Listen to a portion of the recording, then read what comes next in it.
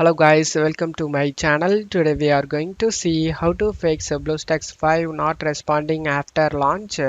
Let's fix it guys. Method 1, you just need to select the start icon and select the power option and select the restart option. After selecting the restart option, your PC will start restarting. After restarting your PC, you can launch the Bluestacks 5 and check if the problem solved or not. If not, let's move on to the method 2 guys. Method 2, you just need to go to search menu and type task manager, click on open it. In task manager, you just need to go to details on the left side. On right side, you just need to find bstkspc.exe. Just right click on it and select end task, select end process. And now you can launch the Bluestacks 5 without having any problem. And that's it for today's video guys. Give me a like and subscribe. Thank you.